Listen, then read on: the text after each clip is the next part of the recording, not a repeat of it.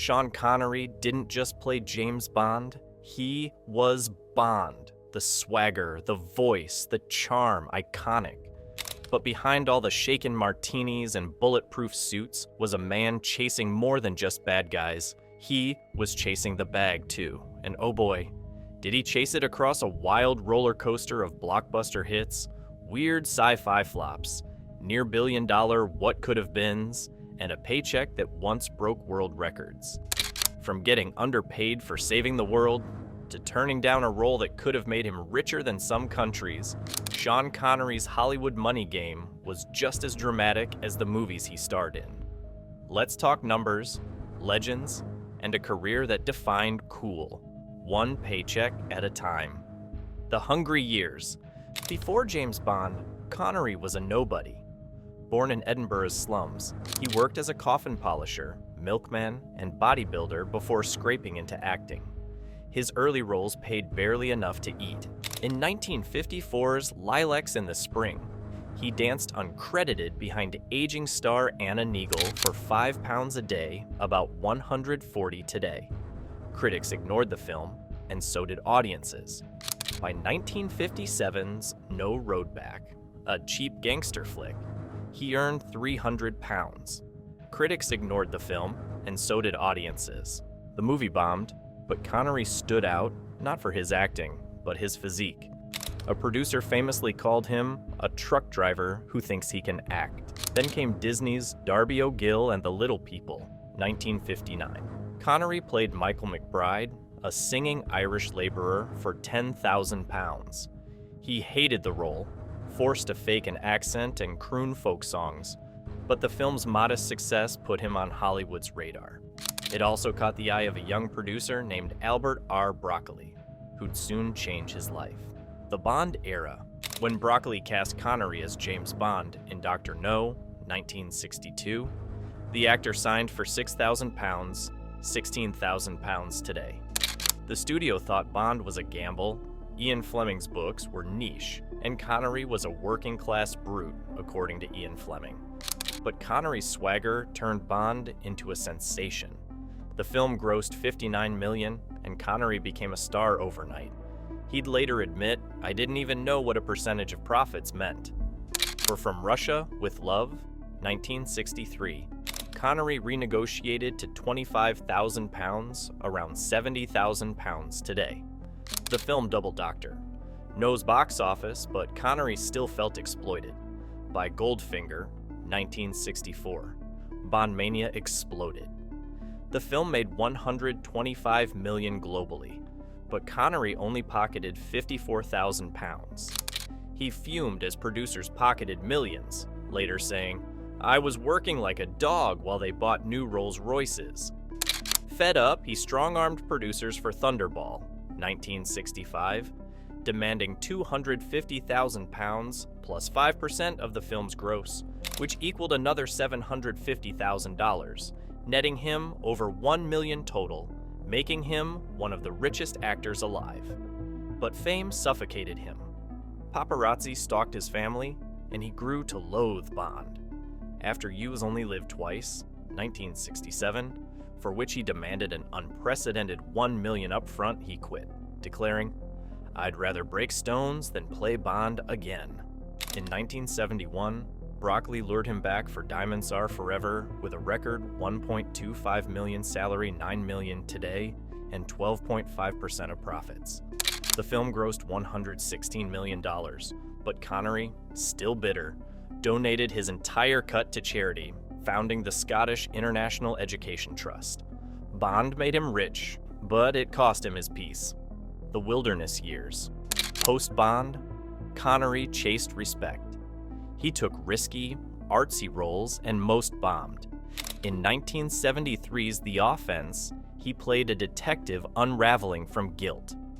Critics praised his raw performance, but the dark thriller tanked. He earned $500,000, but the failure stung. Next came The Man Who Would Be King, 1975, a passion project with director John Huston. Connery slashed his fee to $200,000 to play Daniel Dravit, a soldier seeking kingship in Afghanistan. The film flopped in the US, but became a cult classic. Connery shrugged. I'd rather fail at something great than succeed at mediocrity. He rebounded slightly with The Wind and the Lion, 1975, earning $1 million as a Berber warlord. The film's $32 million gross proved he could still draw crowds. But 1976's Robin and Marian, a romantic spin on Robin Hood with Audrey Hepburn, earned him another $1 million, but fizzled at the box office. The Comeback King. By the 80s, Connery was nearly bankrupt. His solution? Reinvent himself as a character actor. In 1981's Time Bandits, Terry Gilliam paid him $500,000 for a 10-minute role as King Agamemnon. Connery ad-libbed the line, Agesilaus, prepare the royal penis, stealing the film and reminding Hollywood he was a star. Then came Highlander, 1986. Connery filmed his role as Ramirez, an immortal swordsman, in just 7 days for $1 million. The movie flopped initially, but became a video store phenomenon. Connery, amused, said, I still don't understand the plot, but the check cleared. His real triumph was The Name of the Rose, 1986.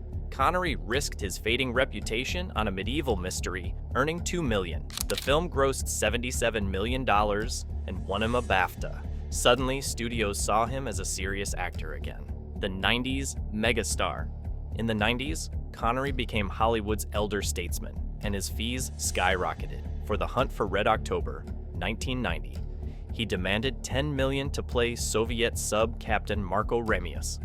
Studios balked, but Connery refused to budge. The film grossed $200 million, proving his worth. He even turned cameos into gold. In 1991's Robin Hood, Prince of Thieves, he filmed King Richard's final scene in 1 day for $250,000. The movie grossed $390 million, and audiences cheered his 5-minute appearance. Then came The Rock, 1996. Connery, playing an ex-spy, demanded 12 million plus back-end points. The film made $335 million, and he quipped, I'm too old to be poor. By 1999's Entrapment, at 69, he earned $20 million to romance Catherine Zeta-Jones in a heist flick. The film grossed $212 million, and Connery became the highest-paid actor over 60 in history. The final curtain. Connery's career ended with a paycheck as big as his regret. In 2003's The League of Extraordinary Gentlemen, he took $30 million to play Alan Quatermain. The script was a mess, the set was chaotic, and Connery clashed daily with the director. The film grossed $179 million, but cost $150 million to make, a flop. Critics called it a train wreck, and Connery retired snarling, I'm done with the idiots in Hollywood. Connery's stubbornness cost him fortunes. He turned down Gandalf in The Lord of the Rings for $30 million plus, calling the script confusing. He rejected Morpheus in The Matrix and even passed on Indiana Jones and The Last Crusade until Spielberg sent a personal plea. He took Indy's dad role for $12 million and called Harrison Ford a lazy bastard. The legacy. Connery earned over $350 million in his lifetime, but his real value was his mythic presence. He turned Bond into a global brand, resurrected his career twice, and proved charisma ages like scotch. For every League of Extraordinary Gentlemen, there's a Untouchables or The Rock, roles that remind us why he was cinema's ultimate alpha male. He didn't just act, he commanded. And whether he was pocketing millions or storming off sets, Connery did it on his terms. As he once growled, I've always fought for what I'm worth. If they don't like it, they can kiss my Scottish arse. So what do you think about this? Let us know in the comments section below, and make sure to like the video and subscribe to the channel. Thanks for watching.